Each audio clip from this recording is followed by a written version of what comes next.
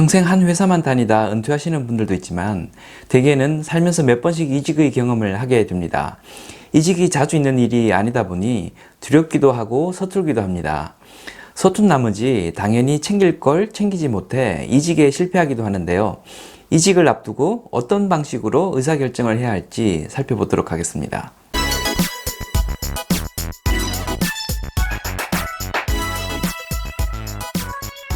안녕하세요. 커넥팅자TV의 장프로입니다. 최근에 어떤 분이 제게 상담을 요청하셨는데요.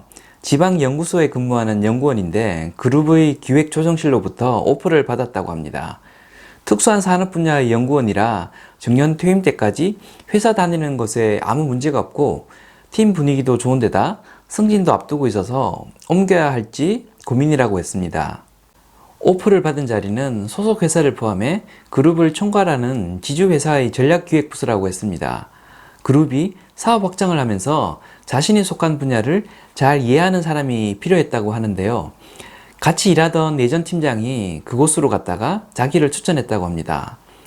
그룹 계열사들에게 미치는 의사결정 파워가 크고 잘 나가는 사람들과 네트워크를 쌓을 수도 있고 원하기만 하면 해외 지사에 관리자로 갈 수도 있다고 했습니다. 그런데 평생 해보지 않은 새로운 일을 하는 것이 부담이 되고 잘 다니는 현재의 조직을 떠나는 것이 과연 옳은 선택인가 고민이 된다는 것이었습니다. 이직과 관련된 이런 류의 고민에는 공통점들이 있는데요. 이질적인 속성의 고민거리가 혼재되어 있다는 겁니다. 그걸 분리해서 생각하지 않으면 해결이 안 되는 경우가 많습니다. 혼재된 이슈는 보통 두 가지인데요. 하나는 옮길 직종에 대해 아는 바가 적어서 발생하는 문제이고 다른 하나는 과연 내가 어떤 삶을 원하는지 어떻게 살아갈지 의사결정을 하지 못해서 발생하는 문제입니다. 정보 부족과 관련해서 반드시 기억해야 할 사실이 하나 있는데요. 지금 다니는 회사의 단점은 모두 알고 있는 반면에 옮길 회사는 장점만 알고 있다는 사실입니다. 항상 남의 떡이 커 보이기 때문에 이런 현상이 생기는 것도 있고 옮길 회사의 담당자가 단점을 가린 채 장점만을 이야기하기 때문에 그렇기도 합니다. 게다가 한번 마음이 들뜨기 시작하면 옮겨야 할 당위성과 관련된 정보만 머릿속에 들어오고 옮기지 않는 것이 좋은 이유들은 머릿속에 들어오지 않게 됩니다. 그런 과정에 섣부른 판단을 했다가 크게 후회할 일이 생기기도 합니다. 그래서 옮길 회사에 대한 정보를 수집할 때는 복지 혜택 같은 긍정적인 부분보다는 리스크 부분에 집중을 해서 조사하시는 것이 좋습니다. 옮긴 지 얼마 안 되어 다시 다른 회사로 옮기는 일이 발생하지 않도록 이직 실패 이유가 될 만한 것들을 중심으로 정보를 수집하는 것이 좋습니다. 이직 실패는 크게 세 가지 형태로 나타나는데요. 첫 번째는 역할이 처음 얘기했던 것과 달라지는 경우입니다. 이 일을 하러 들어갔는데 완전히 다른 저 일을 하게 되는 것이죠. 커뮤니케이션이 부족해 역할에 대해 제대로 이해를 못했거나 의도적으로 왜곡된 정보만 전달받았거나 회사 정책상 해당 업무가 없어져 버렸거나 등의 이유가 있을 수 있습니다. 둘째는 인간관계입니다. 상사가 스타일상 나랑 전혀 맞지 않거나 성격에 문제가 있거나 팀원들의 전문성이 심하게 떨어지거나 너무 정처적인 조직이어서 견제가 심하거나 등등이 있을 수 있습니다. 셋째는 직업 안정성의 이슈입니다. 해당 업무가 그 회사에서 한시적으로만 진행되다가 없어질 예정이라거나 팀이 불안정해서 그 업무를 지속적으로 할 수 없다거나 그 회사에서 그 업무를 하다가는 더 이상 커리어 성장이 불가능해지는 경우 등이 있을 수 있습니다. 이런 류의 고민들에는 또 다른 공통점들이 있는데요. 본인이 최고 전문가여서 그 분야에 대해 가장 잘 아는 경우가 많다는 것입니다.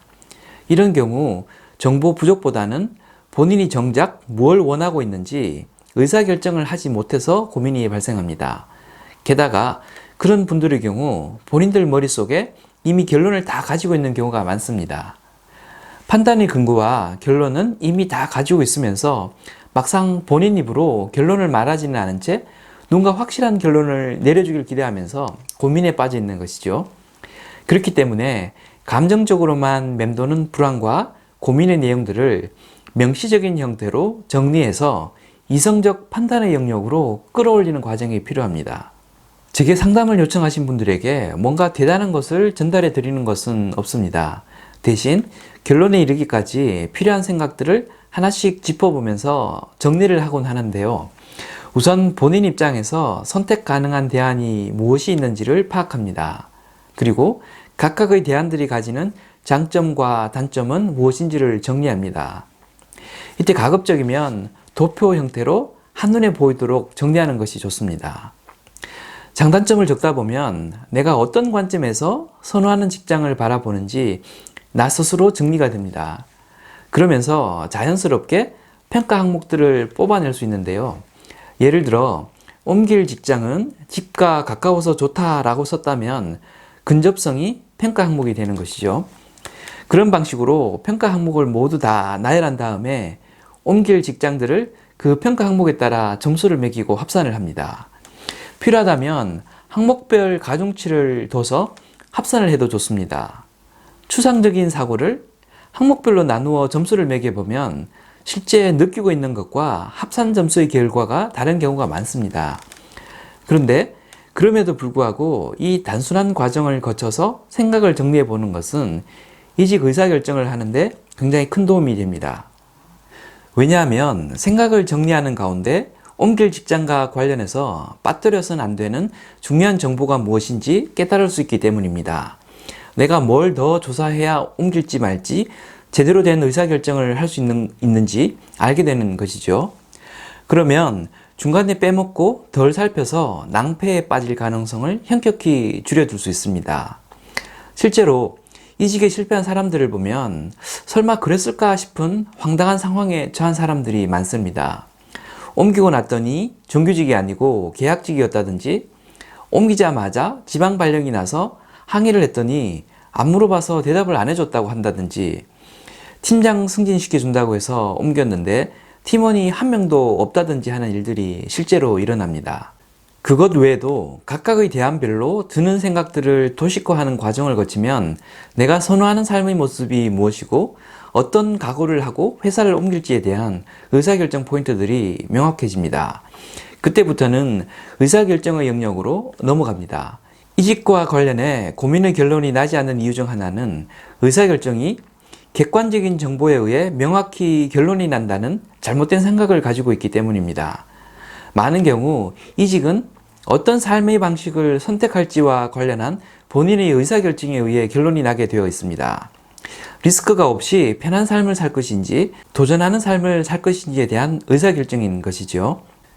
내용이 길어져서 이번 영상은 여기까지 하도록 하겠습니다. 이어서 2편에서는 상담을 요청했던 그분께 제가 어떤 답변을 드렸는지, 어떤 근거에서 그런 결론을 말씀드렸는지 설명드리도록 하겠습니다. 아마존을 설립한 제프 베조스가 잘 나가던 증권사를 그만두고 회사를 설립했을 때 어떤 생각의 틀을 가지고 의사결정을 했는지 등을 소개해 드리도록 하겠습니다. 지금까지 커넥팅자TV의 장프로였습니다. 감사합니다.